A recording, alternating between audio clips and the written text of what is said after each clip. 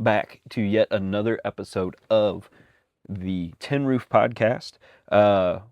Been trying to get a surplus of stuff, but some announcements came this week that I really didn't want to ignore. So this is a fresh one. We're recording this on Saturday night instead of going to Monster Jam, but that's quite all right. Speaking of Monster Jam, that's one thing that I want to discuss a little bit more in future episodes. It's not something on the agenda for today. We may discuss that in the near future, though. But I got a couple other episodes that I would like to fire out soon. However, welcome. We're going to get down to the topics that we are supposed to talk about. So grab a cup of coffee, much like I did myself. And happy Monday to you if you're listening to this on the day that it drops. It's good stuff. But we got a lot we want to talk about. We're going to start off with Raleigh and some news coming out of Rally Car, and then we're going to go to music because there's been some awesome festivals. We're not doing festivals today, not till the end of the month, maybe beginning of February. But we're going to talk some really good tours. We're going to talk some, I think, some new music news as far as what's coming, and we're going to talk rallying. So, been a little under the weather lately, and so that's kind of made things a little difficult too. But we are getting ready to get started with Rally Monte Carlo on Wednesday. Shakedown is at 7 a.m. here in the Midwest. So just something for y'all to think about if you are wanting to purchase Rally TV or if you're going to watch the Shakedown on YouTube. And then also be sure that you're following up with like Dirtfish highlights, WRC highlights, all the good places to cover all that stuff. Man. There's so much to cover, and I wasn't 100% sure where I wanted to start. We're going to start with the Raleigh Sweden entry list, though, however. And then we'll use that to kind of transition into a couple other things. Then we'll talk Rally Monte Carlo, and then we will ease our way into music. We're not quite to ARA stuff just yet. That will be first week of February. Really looking forward to doing that.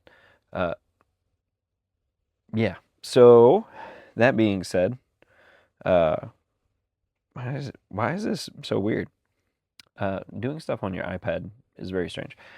I think I'm gonna flip it this way. There we go. Okay, I like that much better. So, entry list for the Rally Sweden.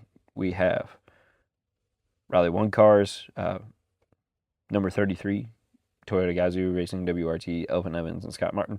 I think I'll just go down the list of the drivers instead of all the numbers and stuff. So we have Elvin Evans and Scott Martin, Thierry Neuville and Martin Windaga. I don't know how to pronounce his name because he's, what is he, Belgian? Yes, Belgian. And so I'm trying my best on that one. Because I really hate to Americanize names. I really do. Because did you know Celica is actually Celica? That is the way most of the world pronounces Celica, is Celica. So I'll say driver, co-driver. And so whenever there's two names together, that's why, if you're new to rallying. Then we have Takamoto Katsuda and Aaron Johnson. We have Adrian Formola and Alex Correa. Sami Payari and Marco Samanen. Oliver Sahlberg and Elliot Edmondson. Josh McElhenney and Owen Treacy. Esa-Pekka Lappi and Annie Malkinen. John Armstrong and Shane Byrne.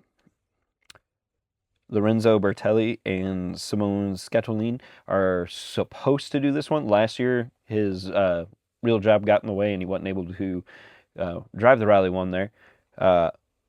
So there is that. Laurie Yuna in a Rally 2 car, which he's actually running a Skoda, which is really interesting. Oh, I missed a couple, actually.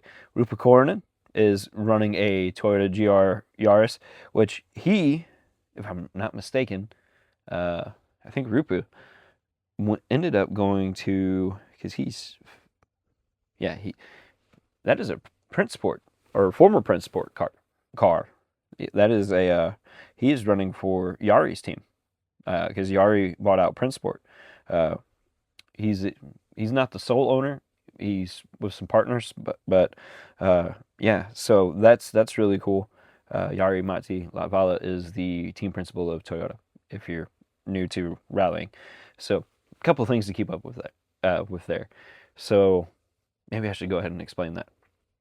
Yari Matti Latvala is a really famous WRC driver for those of you who may not be familiar, and he is the team principal over at Toyota Gazoo Racing, which is now just going to be known as Gazoo Racing, and that uh, that team focuses on top level. They have like a developmental thing that they're doing with Rally 2 cars, but they're also going to be using JML Motorsport. Well, it's not JML Motorsport because JML is going to be separate. Uh, but Yari bought Printsport with the intention of using it as another developmental process for the Toyota World Rally team. And, you know, it also gives him another avenue. There's a really great interview that he did with Dirtfish, and it's really, really good. So I highly recommend giving that a go if you haven't listened to it already. And if you're wanting to get like more involved with rallying, obviously we want you here at Tin Roof because we're gonna do stuff in our throwing dirt section, like what we're doing right now. But let's see. Mille Johansson is going to be in a M Sport. Rome Jurgensen is going to be in an M Sport as well. Which Mille Johansson is from Sweden, and honestly, between him and Rupa, I think those are my favorites for Rally 2 in Sweden. There's a couple others. Yuki Yamamoto is also in a Prince Sport. Well, that says Prince Sport, but I thought. Okay, so I'm gonna have to do some digging then, because it actually says Prince Sport next to his name. But I thought, because they signed another Finn to Prince Sport, and I can't remember who it was now. I thought it was Rupa, because Rupa's a really big ordeal. He's very fast and just really, really good. Last year he might have been in a Toyota last year too, but like a couple years ago, he was in a Skoda, I believe, and just definitely a very good up-and-comer guy. And same with Laurie Yuna as well.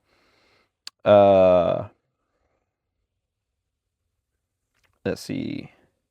Trying to see what else, who else we should talk about that's going to be there. Elliot Delacour is going to be there from France in a Toyota Yaris.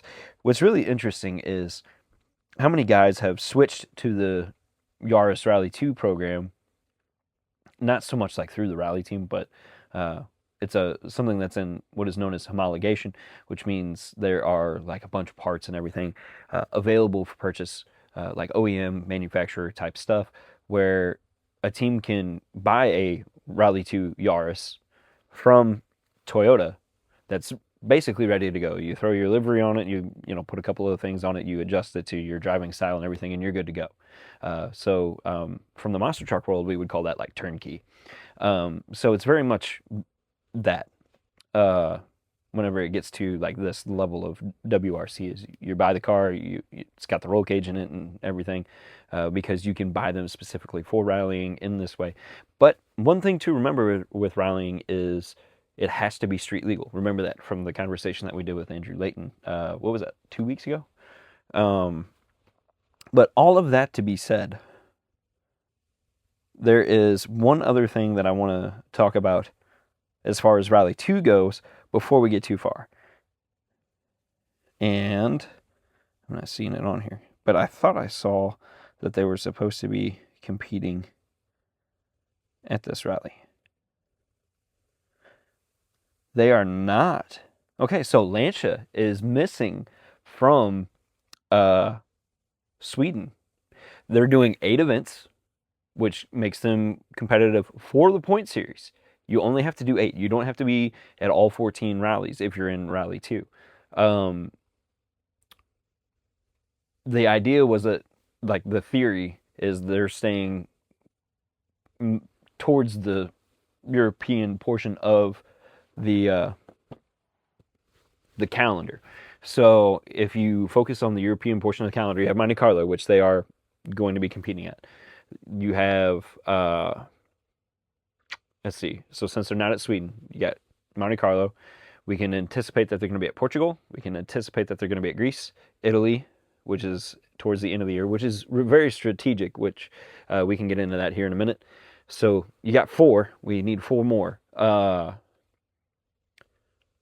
So let's see, Monte Carlo, Greece, Portugal, Italy. I'm going to say Estonia and Finland, which are very fast Scrabble events. I think Nikolai Grierson, out of the 2 Lancia guys, I see Grierson doing the best at those events. Although with Oliver Sahlberg having moved up, you know what? I don't recall seeing Gus Greensmith's name here in Sweden, which he may just not be running Sweden. But Gus Greensmith is another guy that is incredibly fast. That is always fun to watch. He is not. Kalle Karlberg, though, will be running a Fiesta Rally 3, which is very interesting. There's a few other Rally 2s down towards the bottom that are Hyundais, which is very interesting.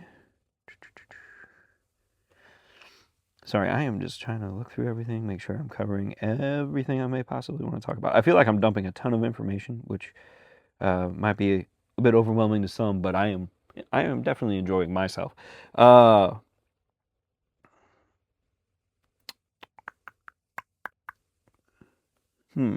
guess that's so. No Gus Greensmith for Sweden, which is interesting. I don't know if he. We'll have to check the entry list here in a minute for Monte Carlo whenever we get to Monte Carlo, because that would make sense. However, so Estonia and Finland gets us to 6, so that leaves us 2 more events, which would be Croatia, I think for 7, and then and obviously they're not going to be in this order. They're going to be in the order that the calendar actually is. But Croatia, and then we don't have the tarmac rally anymore in Central Europe, so CER is no longer there. We don't have the EAP rally in Germany / Belgium, which is unfortunate because like that Central Europe tarmac stuff is just fantastic. So that would leave Spain for our 8. I think that's going to be the 8. Just because they make sense locale wise. You can't do a Lancia team and not be at Italy, and that gives them a really good tarmac mix and a really good gravel mix.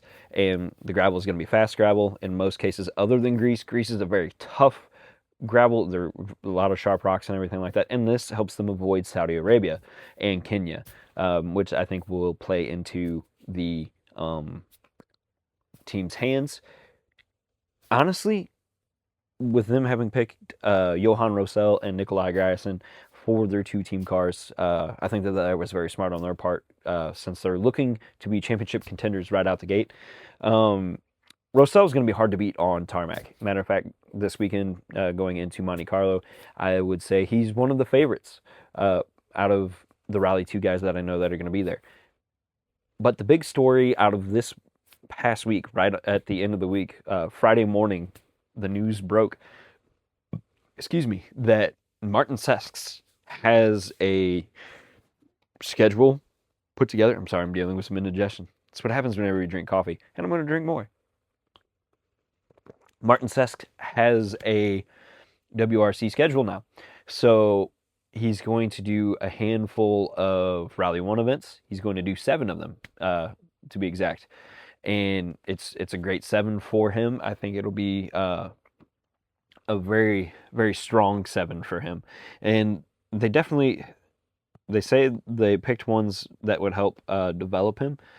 Honestly, I think these ones really play well into his driving style already.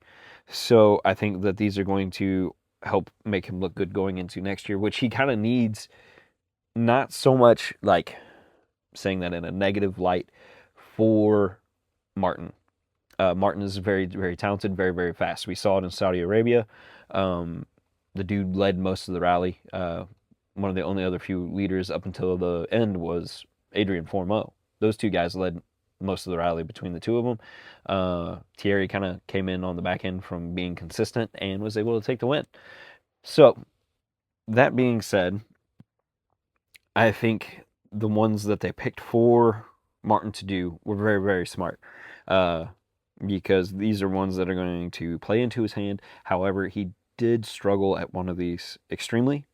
But I really think this year is going to be different. He's also going to be doing a handful of ERC rallies. Hungary being canceled really stinks. I'm hoping maybe that can get fixed, but they are looking for another round to supplement it. I don't know if it'll be on the front end of the calendar or somewhere more towards the middle or even more towards the end. But no Rally Hungary is kind of a bummer. But I think Poland still. Well, you know what? We'll pull up the calendar here in just a second. Let's talk about his six of. Well, it says at least 6 events out of, but the way I read it from Martin's website was he was doing 7 events. So we have Sweden, Portugal, Greece, Estonia, Finland, Sardinia, which is Italy, and Saudi Arabia.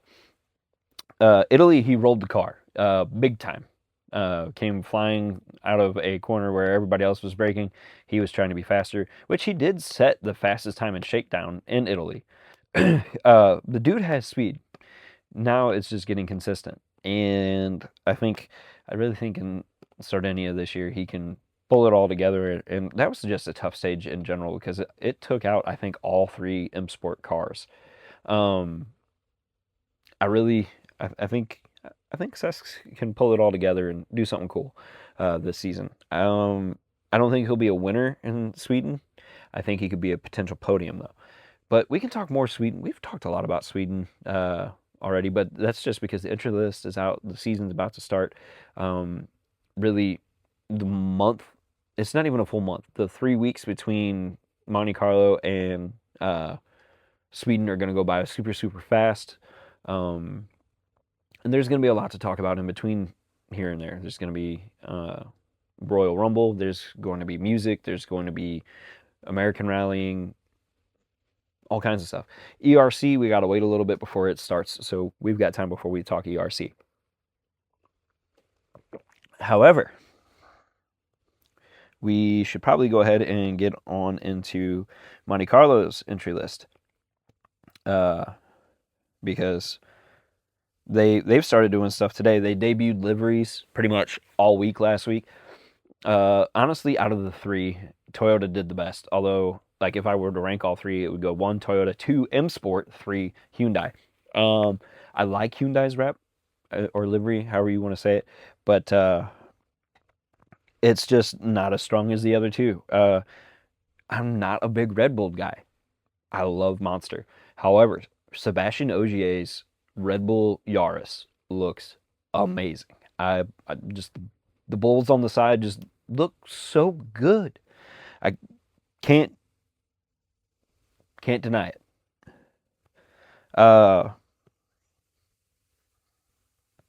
Here we go. Entry list for Monte Carlo 2026 starting Wednesday. So we don't have to wait much longer. There's going to be an 11-car Rally 1 field, which is super cool because normally we're going to have like maybe 9, maybe 10. So entry list. We have Sebastian Ogier, Elvin Evans, Thierry Neuville.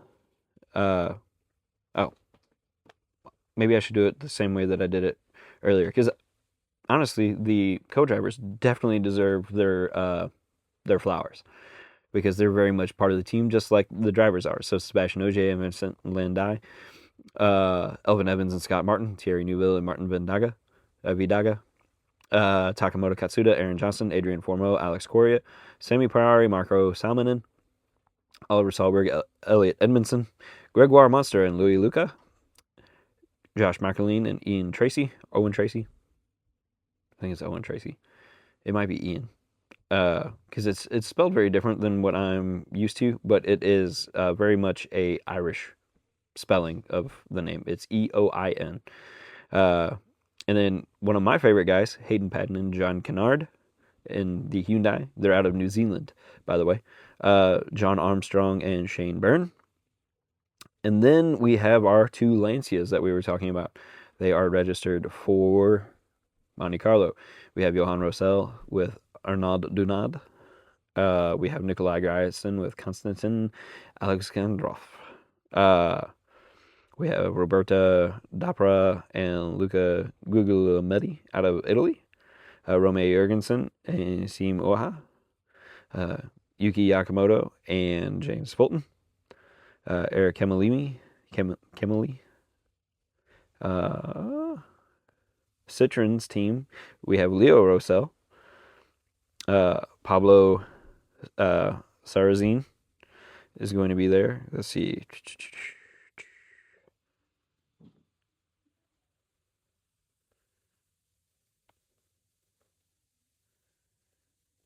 A lot of really good teams going to be there again. Alpine E10s. What? These guys running, what is that? I guess those are retro cars. That's really cool. The fact that there's Alpines running is very amazing. Yeah. So lots of cool cars going to be there.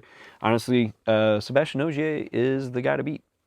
I think he's gonna win Monte, and then from there we'll see what happens in Sweden. Honestly, I think Oliver Solberg will be a massive contender in Sweden.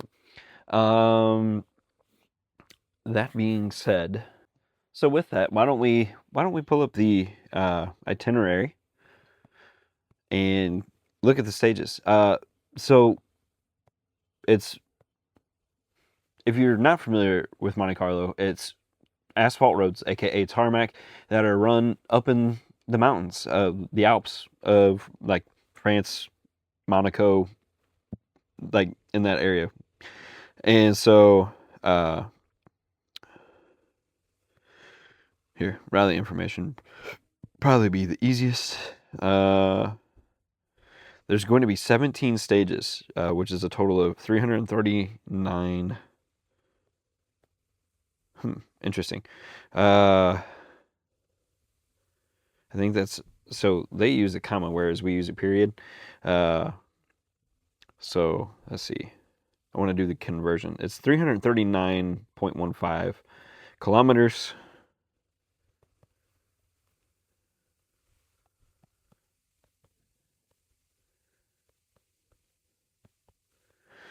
Which, what does that equal in miles? That equals 210 miles of mountain roads.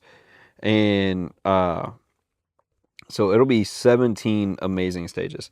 The service park is in Gap, which is a town in Monaco, which is actually where Sebastian is from. So this is a really big ordeal. There's gonna be a lot of fanfare. It's really good for Sebastian in particular, and it's really cool. So the first article on WRC's page reads like this. Renowned as the jewel in the WRC crown, Rally Monte Carlo has been testing the limits of cars and crew since its inception in 1911. Its legendary status is built on a paradox. It is an asphalt rally, this is what I was getting at, that is frequently won on ice. The event's spiritual home lies in the narrow winding passes of the Alps Maritimes and Haut's Alps, where the weather can shift from alpine sunshine to a blizzard in the time it takes to change a tire. There's snow on the ground up there in the Alps. They have been doing testing and everything since basically the new year, and every single person that was testing had some issues with the snow, whether it was canceling tests or even sledding off like John Armstrong did. John slid off going around a corner. It was very slow off. It wasn't really that big of an ordeal. It was just kind of like, and off he went. That being said, man, we're right there. Just a couple more days. Depending on what time you listen to this, it's less than 48 hours away, essentially, which is so cool. I'm so excited, so ready for the season to begin again. And there's going to be a lot of rally coverage this year, and hopefully some more rally faces involved with interviews and everything like that to help boost the interest in rallying here in the States. That's the goal, uh, specifically for 2026 for me, is if I can bring more awareness to the sport of rally, I'm going to, just because it's so American. Like if you remember from when I said in the Andrew Layton interview. That being said, we've discussed rallying quite a bit. Um, I guess if you want my top three picks for the podium for Monaco, for Monte Carlo, that would be, I'm going to have to go OGA first. And then I think I'm going to go Neuville second. And no, nope, nope, nope. Rewind that. OGA first. Although the guy who I really. No, no. Even though OGA is going to be the toughest guy to beat there and almost impossible to beat, I'm going to go with my heart, because I said this at the end of last season to my son, and I just remembered it, and so I'm going to stick with it. I'm gonna eat my words, so to speak. Formo gets his first WRC win, and it's going to be in Monte Carlo. Uh, then second, OGA. Then third, I gotta go Neuville. Because those two guys, Neuville and Ogier, have won Monty. They're probably the most consistent. Why, I don't know why words are hard all of a sudden, but they're probably the most consistent in Monte Carlo. But Formo has been working so hard at getting that first WRC win, and him and Solberg immediately from Saudi basically went and did a rally that is a warm up for Monte Carlo, uh, and Formula One. So I think I think Formo's the guy to beat, just because the hunger, the testing, um, just that drive, that ambition, that hunger. Like I said, I think it's there. And if Formo doesn't get the win there, I think we'll see it in Canarias if the car can do what it's supposed to. But the Hyundai's, man, I love them. I am Team Hyundai in a sense. I'm WRC. Let's be real. I'm Team Rally, but I do like the Hyundai's. I like the Hyundai team. Um, the Rally ones, though, they just don't seem to be competitive for Toyotas. And Toyota has fantastic cars. They have a fantastic team. They're hard to beat. I mean, there's a reason why they're 9-time manufacturer winners, and why they have a 9-time champion, and uh, why everybody wants to have their developmental deal and everything like that. They are an amazing team. There are positives about all three, whether it's Hyundai, whether it's Toyota, whether it's M Sport. And Toyota and M Sport are trying to do so much for the sport of rally. I think all three drivers, or all three cars, I guess, because like Hayden loves the sport, is very passionate about the sport, loves being in a Hyundai. Neuville loves being in a Hyundai. Formo, determined to be one of the best in WRC. And for that, love all three of them. However, we have spent like 30 minutes, and this wasn't even supposed to be a 30-minute long podcast, talking solely about rallying. I'm excited about it, and I've got a lot to say. So I've said it.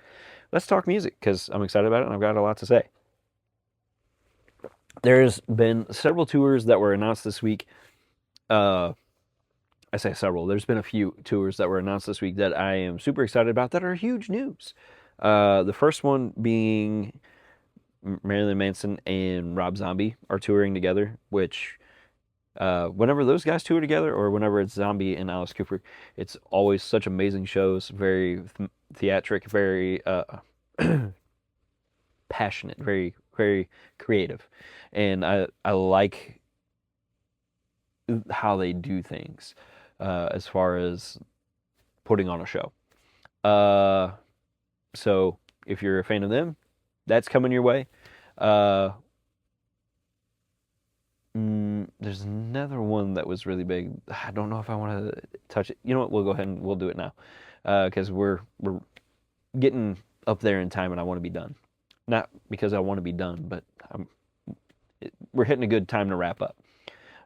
Five Finger Death Punch and Cody Jinks are touring together, and that's going to be an amazing tour.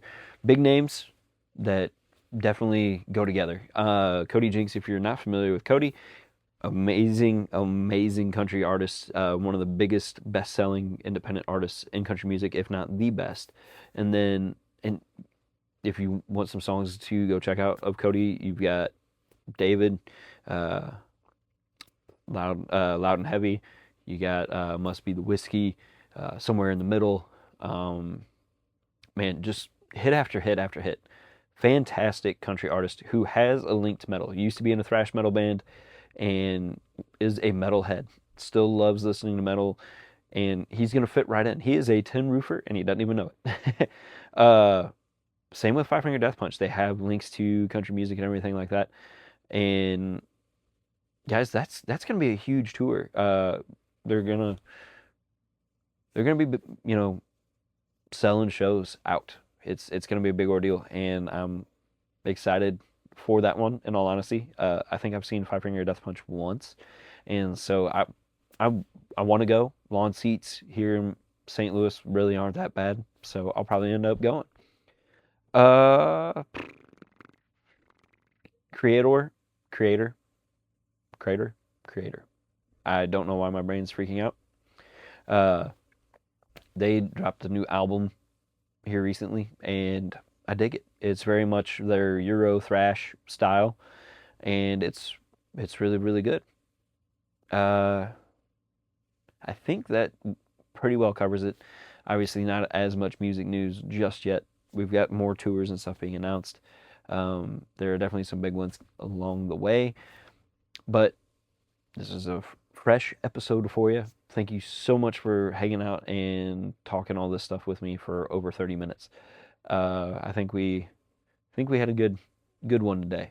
Said a lot here towards the end, and I apologize. It's gonna be a great year for music, great year for racing, great year right here under this tin roof. See you guys next week. Bye.